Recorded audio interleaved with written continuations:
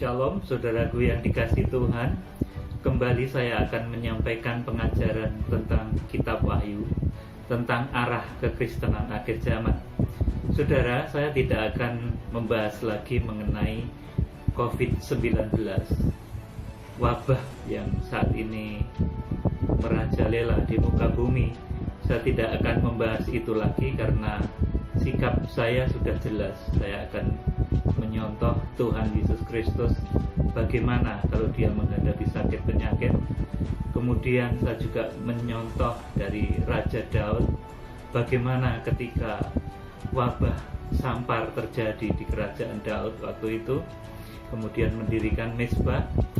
Saya juga akan menyontoh dari Musa ketika terjadi wabah bara di Mesir. Sikap saya seperti itu.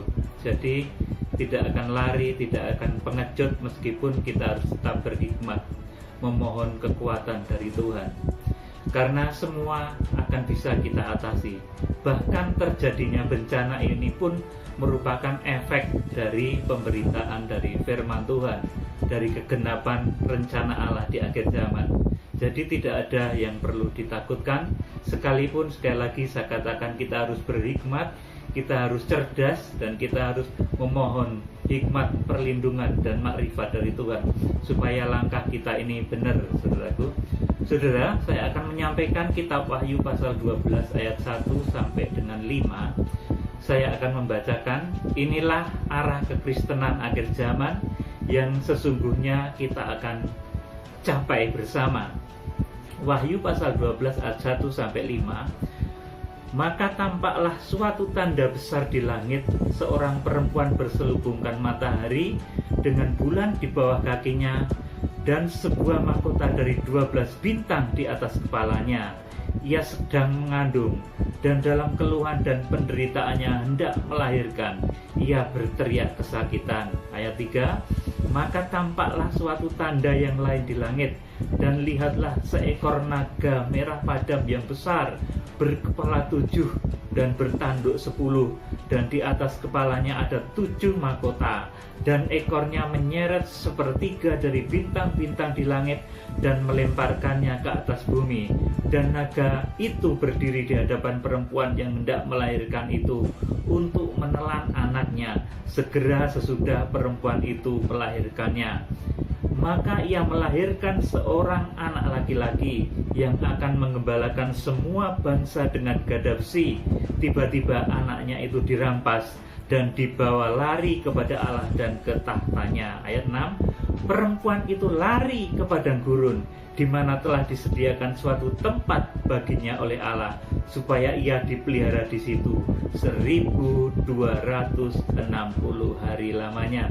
Amin, saudaraku. Di sini Wahyu pasal 12 ini adalah tujuan kekristenan akhir zaman, yaitu seorang perempuan berselubungkan matahari dengan bulan di bawah kakinya dan mahkota dari 12 bintang di atas kepalanya. Saudara, saya sampaikan lagi, berselubungkan matahari ini artinya apa, saudara? Ini kasih Allah Bapa yang tertuang di dalam kitab Perjanjian Lama. Kemudian bulan di bawah kakinya, ini alas berpijak dari gereja Tuhan, itu adalah bulan, sabda Tuhan Yesus Kristus. Kemudian mahkota dari 12 bintang di atas kepalanya, ini apa, saudaraku? Ini Kisah Rasul sampai dengan kitab Wahyu, merupakan suratan yang terilham oleh Roh Kudus atau bintang-bintang kepada rasul-rasul di akhir zaman, sampai dengan, saudaraku, Kisah Rasul sampai dengan kitab Wahyu. Ini merupakan ilham Roh Kudus yang diilhamkan, dituliskan oleh rasul-rasul di akhir zaman. Saudaraku, saya menyampaikan hal ini karena sangat penting. Kalau dahulu perempuan yang melahirkan keselamatan itu Maria, dia melahirkan Tuhan Yesus di Bethlehem dengan petunjuk adalah bintang Bethlehem. Akan tetapi di akhir zaman, ini Wahyu pasal 12 ini, seorang perempuan yang berselubungkan matahari, bulan di bawah kakinya, dan mahkota dari 12 bintang di atas kepalanya. Ini, saudaraku, ini adalah gereja yang bersatu dari segala bangsa, suku, bahasa, dan bangsa Israel. Saudaraku, dari gereja dari berbagai bangsa, suku, bahasa, dan bangsa Israel nanti akan bersatu utuh dalam satu kesatuan. Inilah yang di dalam Wahyu pasal 12 ini disebut seorang perempuan yang dewasa tentunya, saudaraku, karena ayat 2 digambarkan ia sedang mengandung dan dalam keluhan dan penderitaan hendak melahirkan, ia berteriak kesakitan. Saudaraku, yang membawa arah kepada Wahyu pasal 12 ini di dalam kitab Wahyu sudah ditunjukkan mereka adalah 7 orang hamba Tuhan yang akan dipakai sebagai tangan kanannya Allah. Kalau dalam kitab Wahyu pasal 1 ayat 16 di sana disebut sebagai 7 bintang di tangan kanan Allah. Kemudian pekerjaan yang dilakukan oleh 7 bintang itu dalam Wahyu pasal 2 dan pasal 3 itu menyucikan gereja dari zaitun liar dari bangsa non-Israel itu selama 2 tahun. Kemudian setelah selesai menyucikan, menguduskan gereja zaitun liar, maka akan terjadi kegerakan menjangkau bangsa Israel. Wahyu pasal 6 sampai Wahyu pasal 8, saudaraku. Di sana akan terjadi kegerakan besar menjangkau bangsa Israel.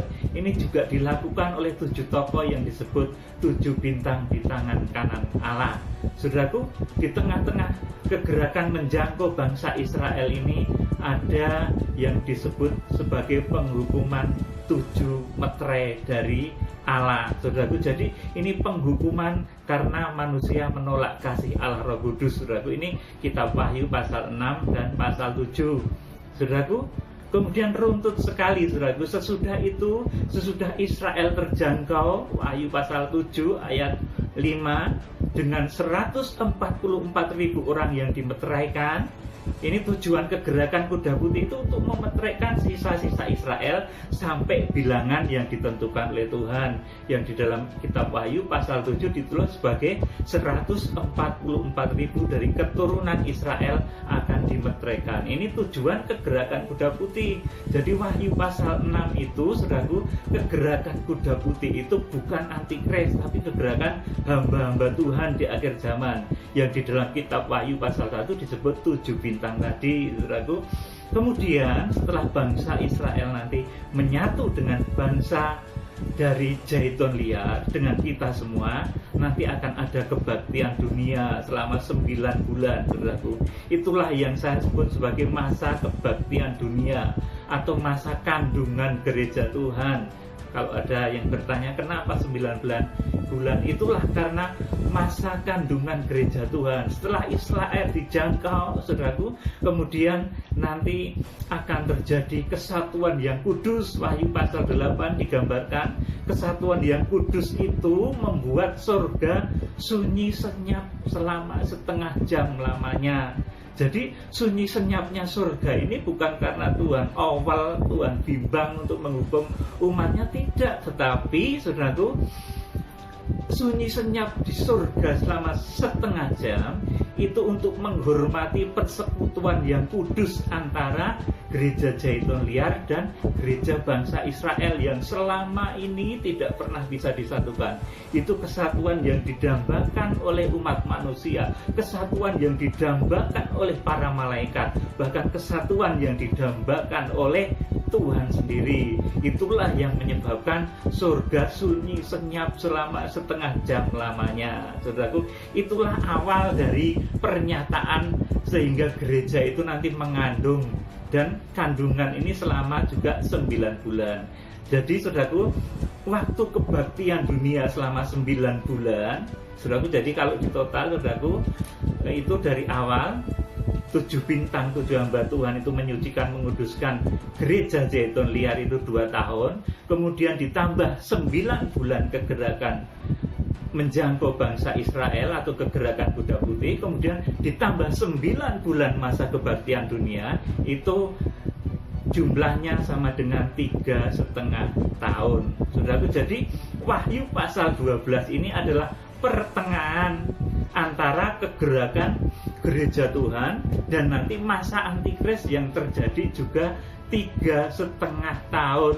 Saudaraku, jadi masa antikris itu Alkitab mencatat sampai 4 kali, saudaraku. Lamanya itu 1260 hari lamanya, atau 42 bulan, atau 1 masa, 2 masa, dan setengah masa, 3,5 masa. Saudaraku, jadi jelas sekali, saudaraku, di dalam Wahyu pasal 12 ini, saudaraku, jadi ini sangat detail sekali, saudaraku. Disebutkan, maka ia melahirkan seorang anak laki-laki yang akan menggembalakan semua bangsa dengan gada besi. Tiba-tiba anaknya itu dirampas dan dibawa lari kepada Allah dan ke tahtanya. Perempuan itu lari ke padang gurun, di mana telah disediakan suatu tempat baginya oleh Allah, supaya ia dipelihara di situ 1260 hari lamanya. Jadi ini masa yang disebut Rachel, orang lain katakan begitu. Saya mengatakan sebagai pengungsian, karena pada saat itu gereja diungsikan, diangkat oleh Tuhan, dipindahkan oleh Tuhan ke suatu tempat yang disediakan oleh Allah selama 1260 hari. Ini pertama yang menyatakan bahwa antikris itu nanti terjadinya selama 1260 hari. Ayat 14, Wahyu pasal 12 ayat 14, saya lanjutkan.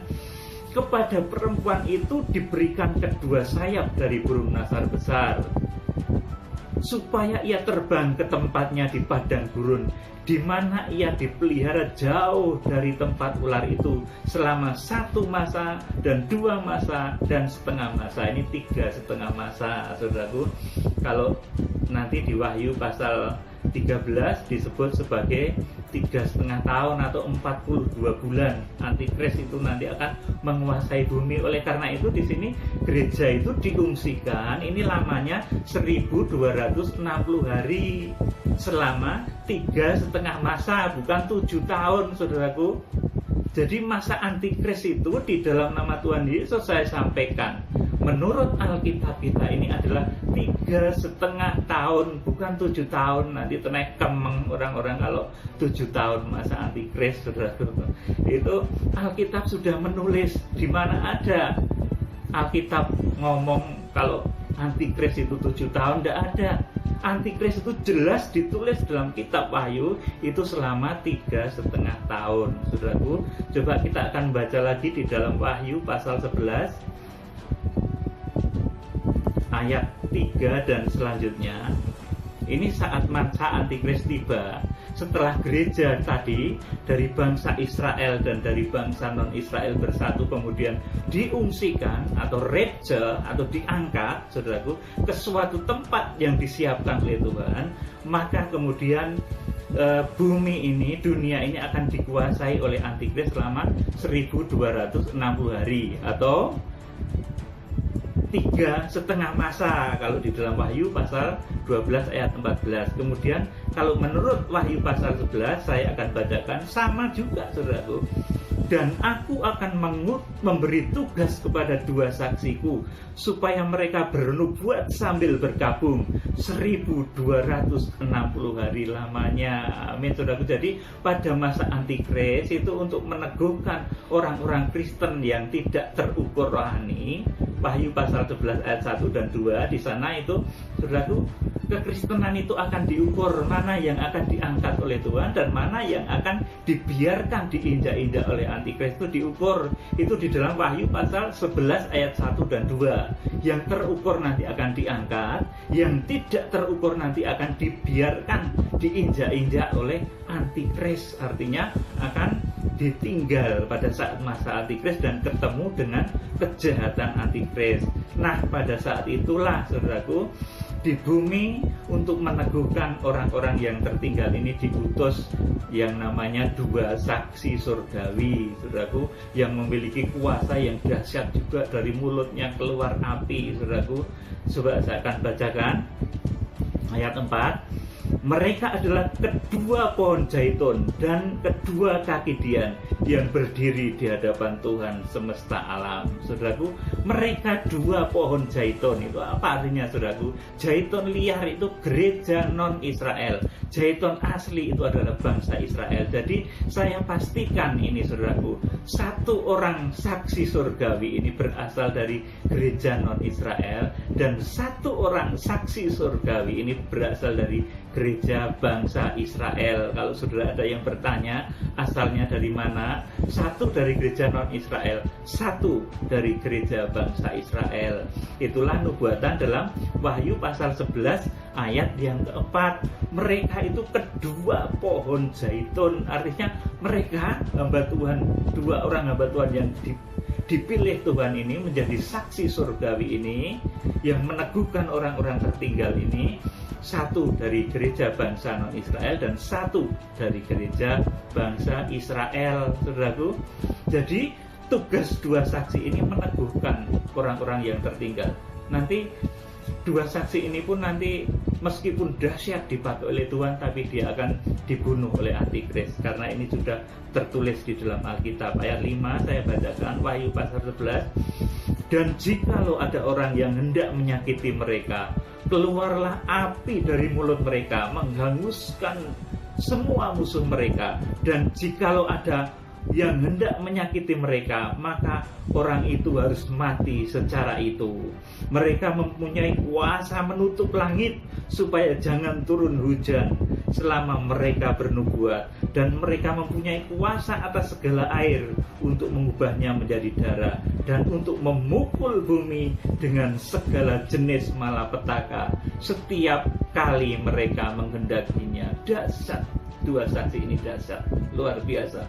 Tetapi mereka nanti akan dikalahkan oleh antikris, tepatnya 3,5 hari sebelum Tuhan Yesus datang. Kalau sudah membaca detail Wahyu pasal yang ke-11 ini, saudaraku. Jadi saudaraku, saya sampaikan sekali lagi bahwa kegerakan kitab Wahyu yang saya beritakan lewat pemberitaan kitab Wahyu ini betul-betul detail, kronologis, dan ini berdasarkan pewahyuan ilahi.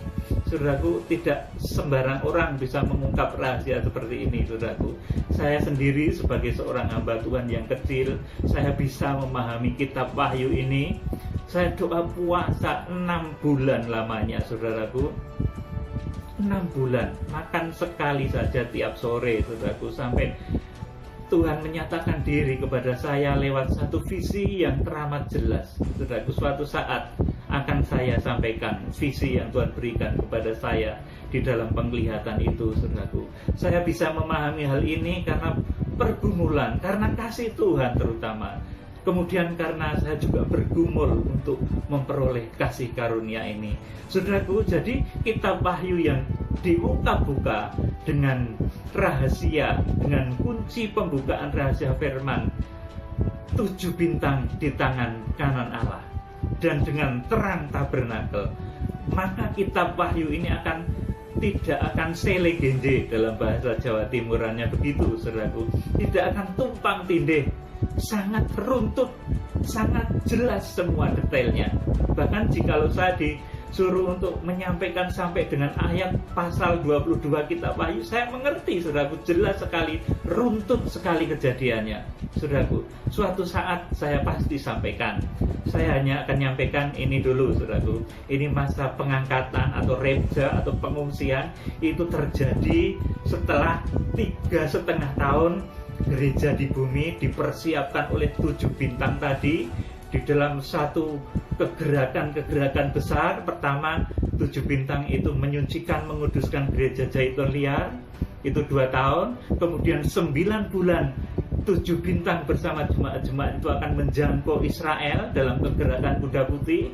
Kemudian 9 bulan yang kedua, ini yang saya sebut sebagai masa kandungan gereja Tuhan. Setelah Israel dan bangsa non-Israel bersatu, gereja dinyatakan mengandung. Dan hasilnya Wahyu pasal 12 akan melahirkan satu karya besar yang dinanti-nanti selama berabad-abad. nanti segera akan terwujud setelah kitab Wahyu ini dinyatakan. Oleh karena itu, kalau saya menyampaikan pemberitaan kitab Wahyu ini di tengah-tengah suasana dunia yang tidak menentu, gempa bumi, wabah dan lain sebagainya, saudaraku, itu sudah wajar. Karena kalau kitab Wahyu dibukakan, saudaraku, itu akan berpengaruh kepada alam raya. Saudaraku, berpengaruh sekali. Karena setiap apa yang dikatakan oleh hamba Tuhan yang benar mengenai kitab Wahyu nanti akan disusul dengan berbagai macam kejadian di alam raya ini. Saudaraku, satu ayat lagi saya akan bacakan ini, bahwa masa antikris itu bukan 7 tahun tetapi 3,5 masa. Wahyu pasal 13 ayat 5. Dan kepada binatang itu diberikan mulut yang penuh kesombongan dan hujat.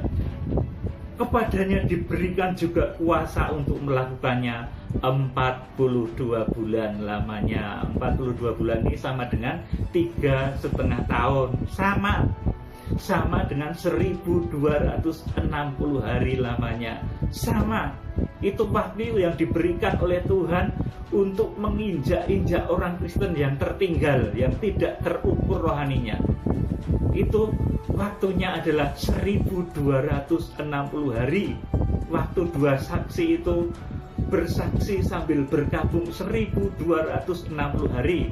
Itu juga waktu yang dipakai oleh gereja Tuhan untuk reca, untuk diungsikan, itu juga 1260 hari atau 3,5 masa. Jadi tidak ada pertentangan sama sekali, saudaraku.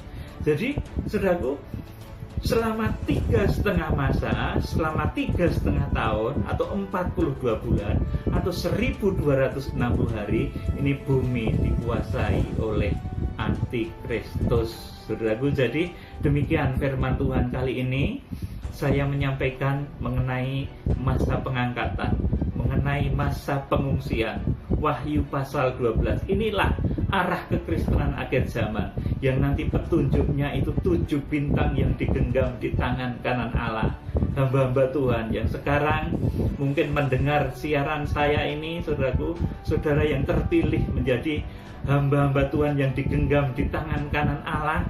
Saudara mendengar kitab Wahyu ini karena ini satu kebenaran, saudaraku. Ini suatu ilham Roh Kudus, sesuatu yang harus terjadi sebagai kegenapan rencana Allah di akhir zaman. Saya sangat menghormati saudara-saudara, rekan-rekan hamba-hamba Tuhan semua, karena kitab Wahyu ini Tuhan beritakannya kepada saya. Saya diberi kepercayaan untuk memberitakan hal ini, maka saya harus ngomong. Saya tidak bisa nahan-nahan lagi, saudaraku, karena harus diberitakan. Karena ini harus disampaikan kepada hamba-hamba Tuhan, kepada jemaat-jemaat Tuhan di akhir zaman. Saudara kiranya diberikan karunia roh wahyu yang luar biasa. Salam penuaian. Tuhan Yesus memberkati. Haleluya. Amin.